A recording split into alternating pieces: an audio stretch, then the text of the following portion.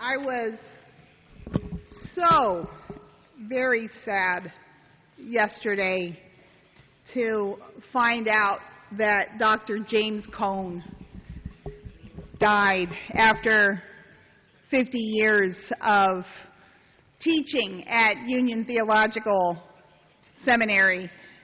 When I first met Dr. Cone, I had no idea who he was. I had recently left Princeton Seminary, and I was going back to school, and this time at Union, and I just had a list that I had to tick off of classes I had to take to get my master's. And one of them was, a few of them were theology classes, and Dr. Cone was teaching that first September that I was at Union, and it was in the morning at a good time for me, so I sat in the back of the auditorium not knowing that Dr. Cone was considered the father of the Black Liberation Movement, and he was the resident prophet at the seminary. And the reason I sat in the back of the room was because I didn't really have a good sense of why I was spending money and continuing in seminary at all, because I'd left Princeton after my first year with this big problem. And the problem was that I felt a very clear call to ministry, clear as crystal. And I also was in love with Rosemary, and I was also going through the process in the American Baptist Church, and my minister had stopped returning my phone calls, and I wasn't told that I was out of the prophet process of becoming ordained. It was just kind of clear by the fact that my church had wished me well, but abandoned me, sort of. And Princeton Seminary made it clear that if I was going to be able to comfortably be there, the most comfortably I could be there is if I denied Rosemary. And I didn't want to subject her to that humiliation. And it was kind of hard for me to take, even though I thought, well, I'm doing it for Jesus. And I just walked away because I didn't know how I was going to be ordained anyhow. And I took a year off in Hoboken. But not knowing what else to do, I decided I should continue for whatever reason was unclear to me. And that's why I wound up sitting in the back of Dr. Cone's class. I do not remember what he said during that first lecture. But I remember being completely captivated and listening to him feed my soul and send me a life raft and pull me in. This man talked about Jesus being God, gone into the world to be with people who had been alienated, marginalized, persecuted, and oppressed. And that wasn't some kind of sideline that Jesus had going on in his life. That's who Jesus was. And that Christians understand that God manifested God's self to go into the world and be with those who had been kicked out of the world as it is and stuck in the margins. I never really put those things together for myself about who Jesus is, and I immediately went and asked for a advisement, and when I sat down in his office, I kind of got embarrassed halfway through because I realized that my problem wasn't academic, and what I really was asking for was a pastoral care meeting, and that's not what the guy was getting paid for, but I didn't know I was coming for that until I walked into his office and started crying. And I remember that right behind him it was the first time I've ever seen this picture. It was that wonderful picture of, it's a huge poster he had in his office of Martin Luther King and Malcolm X laughing and shaking hands.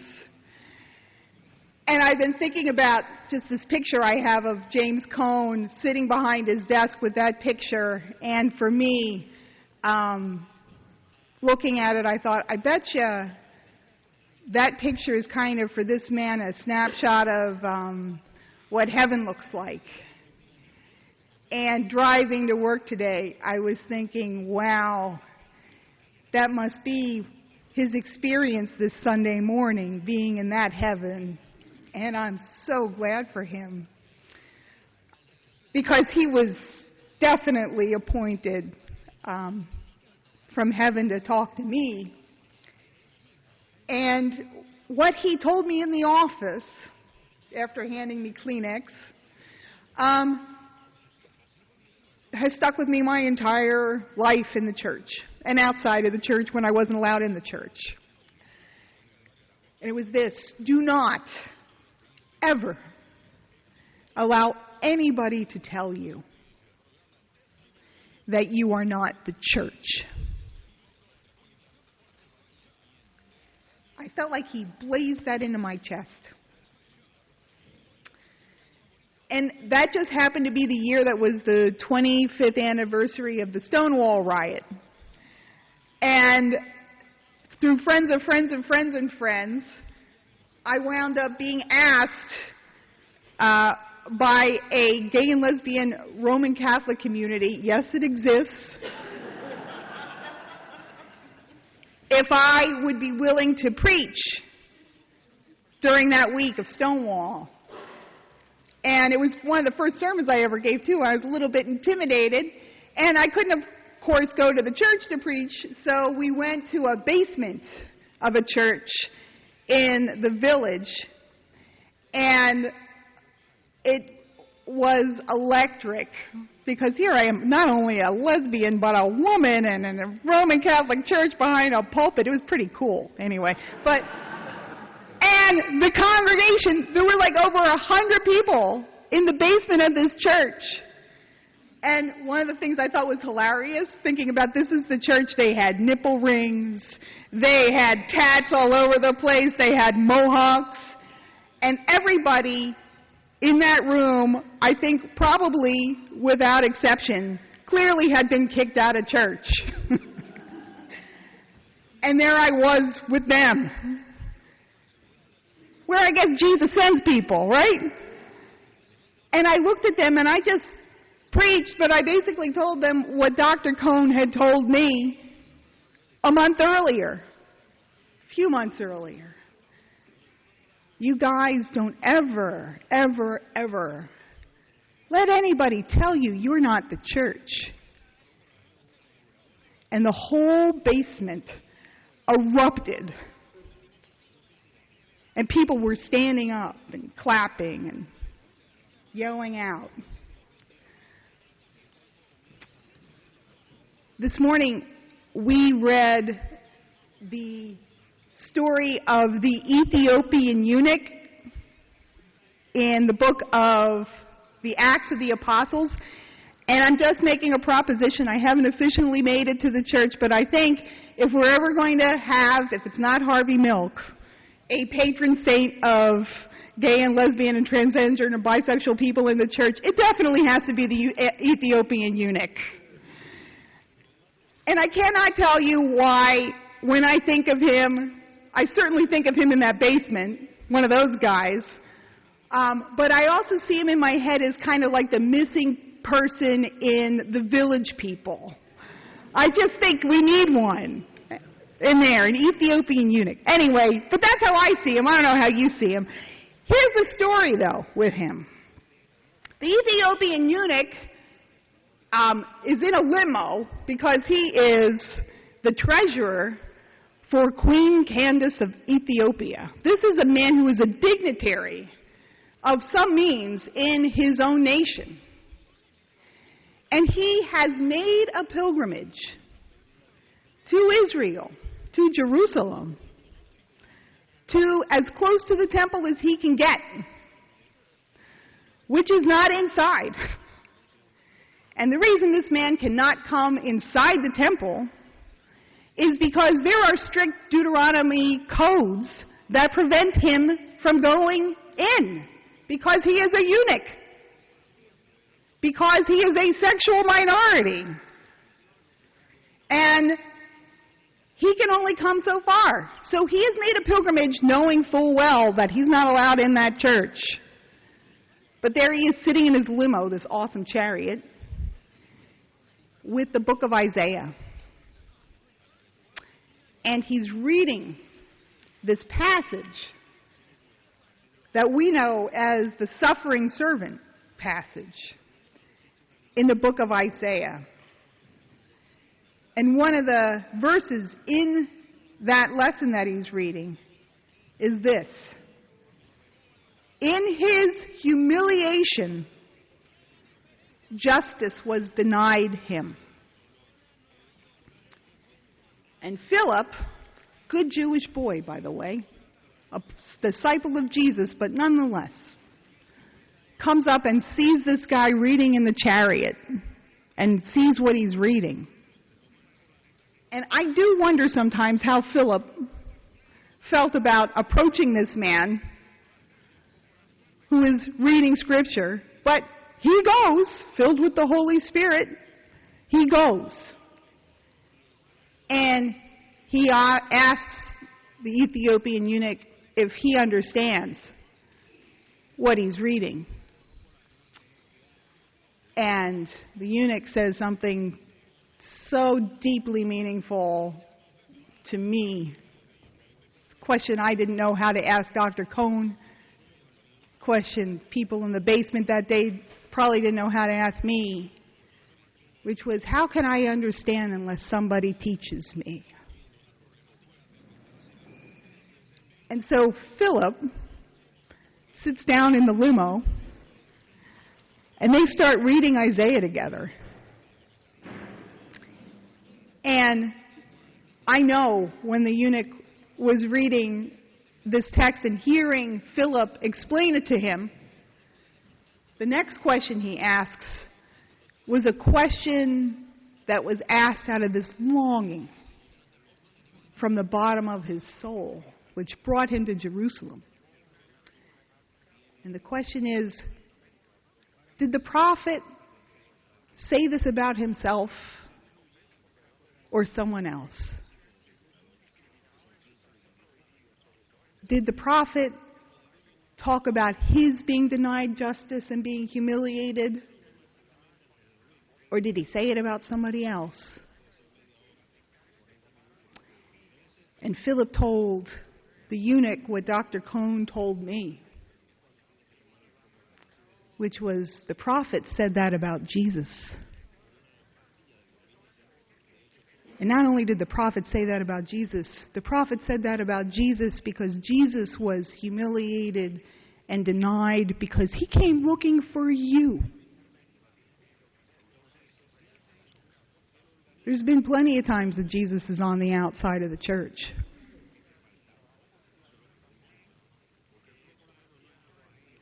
And when the eunuch hears these words, suddenly he sees, and Philip sees, this body of water in the desert. Jesus in the middle of your exclusion. This gift of life in the middle of an arid desert of rejection. And the eunuch says to Philip, well then, if that's the case, what's to stop me from being baptized right here? And I bet, Philip, being the good Jewish boy he was looking at this guy, and in this part of his mind thinking, oh, there's plenty to stop you from being baptized right here, pal. You're not like us. You might need to study the Torah and repent and give up your old way of life. There's a whole bunch of things I do not feel comfortable necessarily calling you brother because we don't look anything alike and we have different customs and maybe you do look like one of the village people and I can't take you to visit my mom. I mean, there's a whole bunch of reasons. But Philip's filled with the Holy Spirit. And the whole life of the apostles after the resurrection is learning that God's mercy is bigger and bigger and bigger and bigger and bigger than they could possibly imagine. And when the eunuch asks to be baptized, Philip follows him into the water and baptizes him. And then we're never told how, but suddenly, by some divine wind, the two are separated forever. And that's because they're both evangelists now. And they have different places to go and evangelize, different places to sow seeds of the kingdom and bring the good news. And I'll bet you anything, the eunuch went back to Ethiopia and spread the gospel there. I think that this church in particular is a place where lots of people come because at one point in their life they were excused from somewhere, often the church. Not only because of their sexual identities, but because of their divorce, or because of their addiction, or because of their doubt, or because they couldn't believe exactly what the people in the church they were attending said you have to believe to go to heaven. Lots of you are here for that reason. And I think that when Jesus today talks about the vine being pruned, it's that experience that the church has over and over again of being called to task by a God whose mercy is bigger than our willingness to believe. A God who's constantly pruning us back like I think he pruned Philip. To say that my love is greater than your need, Philip, to be comfortable. And you might not be able to imagine a world where this person or that person was part of the kingdom of heaven, but that's exactly the reason that Jesus came into the world.